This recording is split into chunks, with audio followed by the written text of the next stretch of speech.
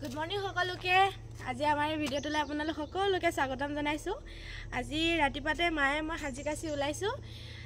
সাজি কাচি নহয় আৰু মেখেলা চাদৰযোৰ পিন্ধি লৈছো, যিহেতু মন্দিৰলৈ গ'লে এযোৰ পিন্ধা মানে আমাৰ কৰ্তব্য বুলিয়ে ক'ব লাগিব।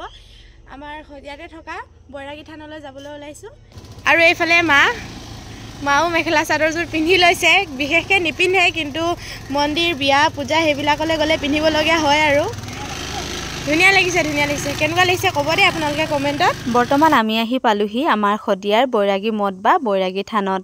নেইনাৰ যিহেতু পৰীক্ষা আহি আছে, গতিকে ভাবিলোঁ যে সেৱা এভাগ কৰি আহোঁ। আমাৰ এইটো বিশ্বাস যে আমি সৰুৰে পৰা মানে যেতিয়াৰ পৰা জনা হৈছোঁ তেতিয়াৰ পৰাই পৰীক্ষাৰ আগতেই হওক বা কিবা শুভ কাম কৰাৰ আগতেই হওক বা কিবা এটা বস্তু ল'লে আমি ইয়াত আহি সেৱা এভাগ কৰোঁ। আমাৰ সদিয়াৰ প্ৰত্যেকজন লোকেই ইয়ালৈ আহে।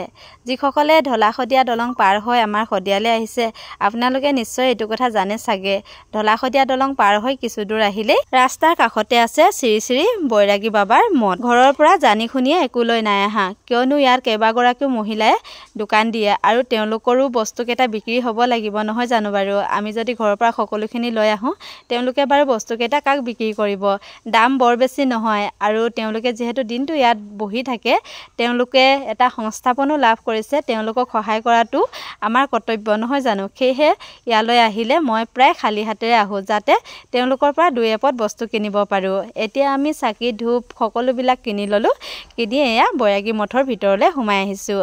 আগতে এই ঠাইখিনি অকণমান অনুন্নত আছিল, এতিয়া ধুনীয়াকৈ সজাই পৰাই তোলা হৈছে। আমাৰ সদিয়াৰ 7 মাইলত থকা এই বৈৰাগী বাবাৰ মঠ নাইবা বৈৰাগী থান বুলি কওঁ আমি, কেতিয়া ইয়াত স্থাপন হৈছিলে সেই কথাটো আমিও বিশেষকৈ নাজানো, কিন্তু শ বছৰ পুৰণি এই বৈৰাগী থানখন আমাৰ সদিয়াৰ প্ৰত্যেকগৰাকী হিন্দু ধৰ্মৰ লোকৰ বিশ্বাসৰ একমাত্ৰ ধৰ্মীয় স্থান। ইয়ালৈ প্ৰায় লোকেই আহে।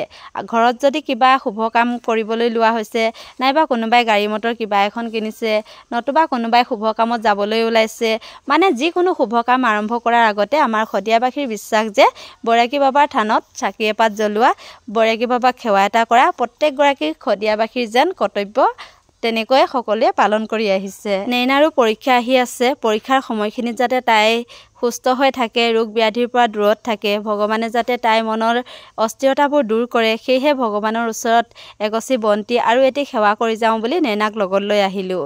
এয়া হ'ল বৈৰাগী বাবাৰ মঠৰ ভিতৰৰ দৃশ্য, আৰু ইয়াত সকলোৱে শুদ্ধ মনেৰে যি বিচাৰে তাকেই পোৱা যায় বুলি সকলোৱে বিশ্বাস কৰে। প্ৰিয় বন্ধু বান্ধৱীসকল, আপোনালোকেও সদিয়ালৈ আহিলে এবাৰ বৈৰাগী বাবাৰ থানত সোমাই যাবচোন। আৰু আপোনালোকৰ পৰা আমাৰ নেইনাৰ বাবে অকণমান আশীৰ্বাদ বিচাৰিলোঁ, অকণমান শুভেচ্ছা বিচাৰিলোঁ। আপোনালোকৰ অকণমান আশীৰ্বাদ আৰু অকণমান শুভেচ্ছা পালে তাই নিশ্চয় উপকৃত হ'ব পাৰিব। ধন্যবাদ।